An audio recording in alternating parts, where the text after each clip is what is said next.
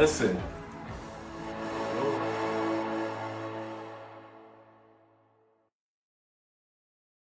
Hello, my name is Andres Calle, and I'd like to welcome you all to the show.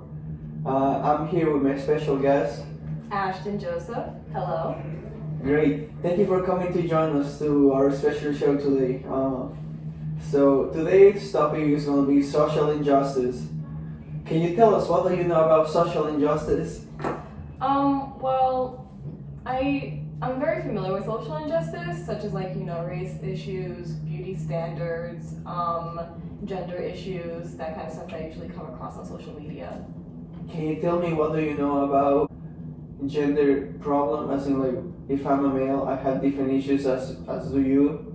Yeah, so as well, something that I've been thinking about very recently is how it's like mental health and like the expression of like emotions. Like as women, it's more acceptable in society for women to express their emotions, whereas men like they keep it inside and it's not as acceptable for them. So like we don't see many men like really express like what they're feeling inside, if they're feeling sad or whatever. Do you think that's because many men have their feelings suppressed to fit a standard model because of our culture standards in America? Yeah, I think so. I think that men are seen as, they're supposed to be like very masculine. So you're supposed to like not show fear. Always supposed to be brave, show courage.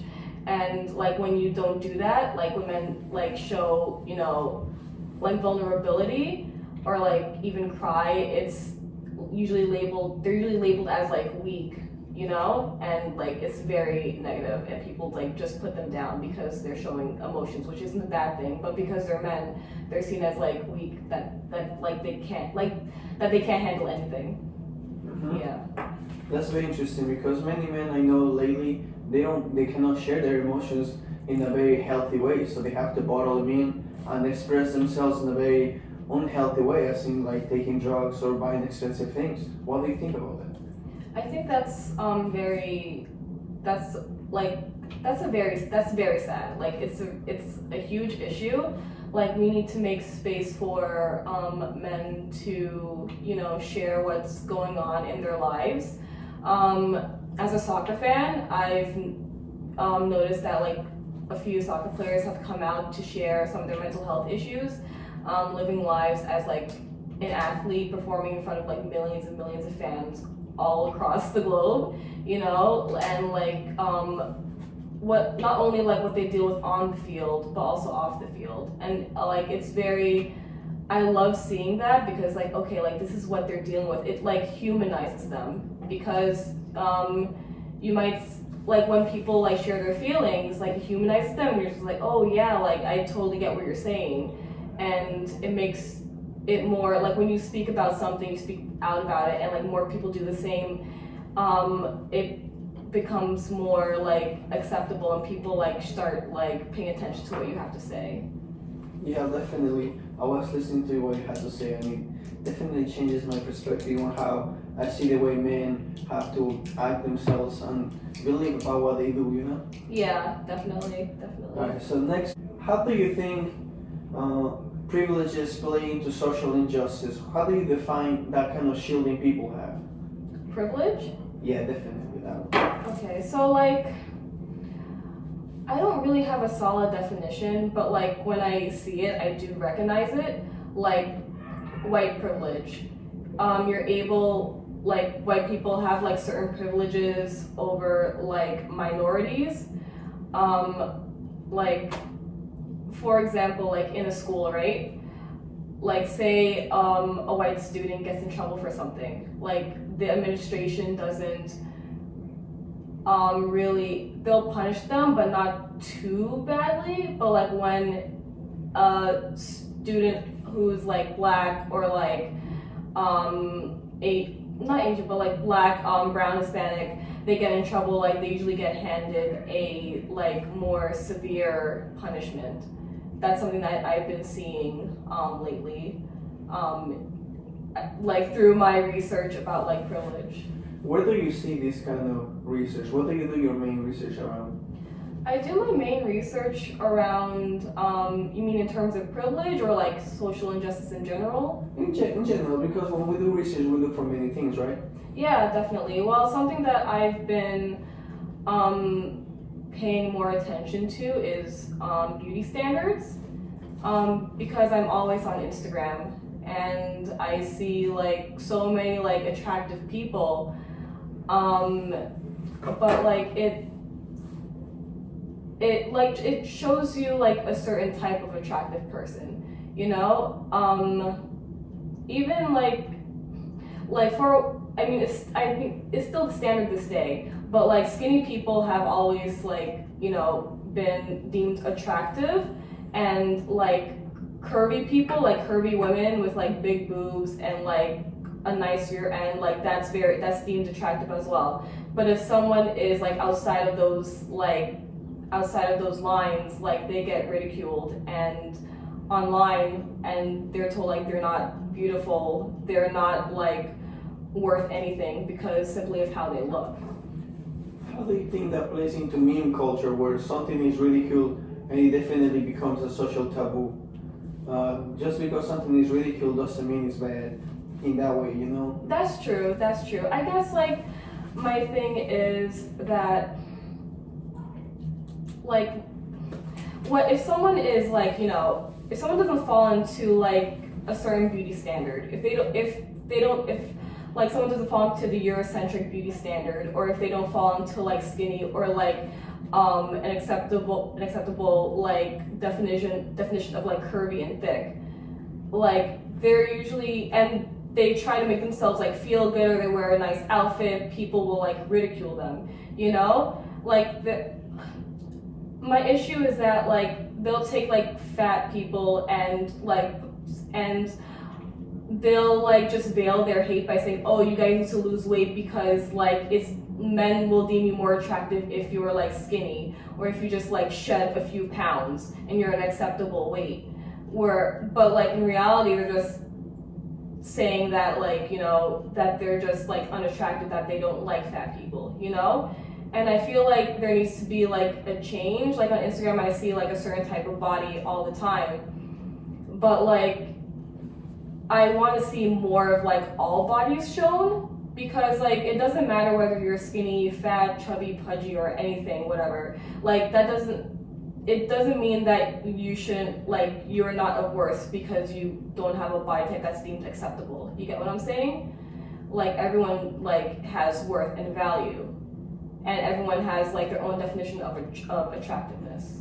Yeah.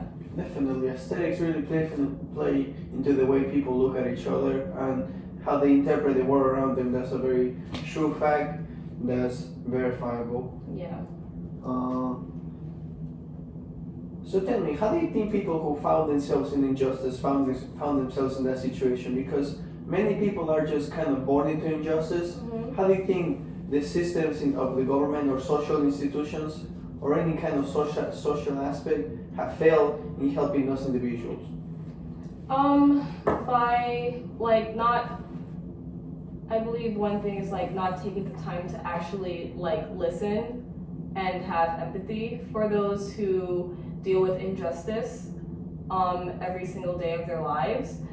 They may listen. If they do listen, they'll just like listen, but like it just goes in one ear and out the other, you know. And they have like a certain group of people in mind that they want to take care of, whereas with others it's like, oh, like they don't deserve certain things because like they should work for it. Until they work for it, pull themselves up by the bootstraps, then like I won't see them as someone of value. Like they need to actually get themselves together, and then that's when I'll actually help them, you know. Like for example, like those who are homeless, or those who are the working class or like lower middle class. Many of these people are one paycheck away from like being homeless, you know, the ones who are like working class or lower middle class. And you have people who are homeless who are trying to, you know, live day by day. and these people like need serious help, like but like there are many people who are like, oh, they just need to work harder, they need to pick up another job. If they would just like hand in a resume, like go into a job and just hand in a resume, they would be fine, like as if everything is easy. But it's not everything. Like it's so complex. You get what I'm saying? Yeah.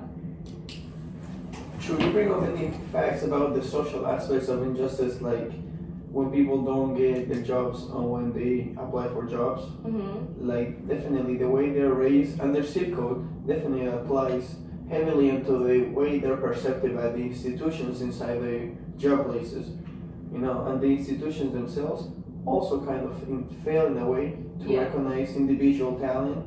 But how can you help? How will you make changes to analyze individual talents for people?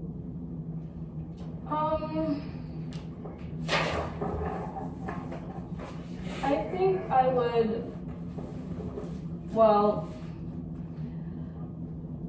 provide, I'm sorry, can you just say the question again? Definitely. Yeah. So, we think that systems fail people, right? Because they don't recognize special talents. Yeah. How will you make the changes to recognize these special talents for the people? Special talents that would help the people. Yeah, like the special talents people have, or how will you give them special talents in a way? Provide services to those people, based on the needs of the community, and listen to the people who live in that community and actually act upon their needs that need to be met. Provide financial services, social services, all that kind of stuff, in order for, and also how to interact with these people, and just basically that's it, so that these people can lead happy and healthy lives and productive lives as well. That's very true.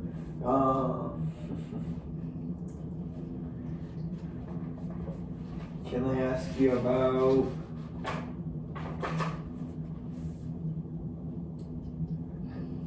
in the judicial sections of the country? So you're saying if there was a jury doesn't fairly represent the person who was on trial. Is that what you mean? Yeah. Yeah.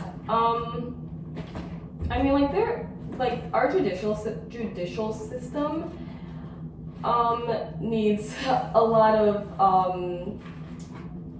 it needs a lot of work, to be honest, because there's a lot of injustice in our justice system.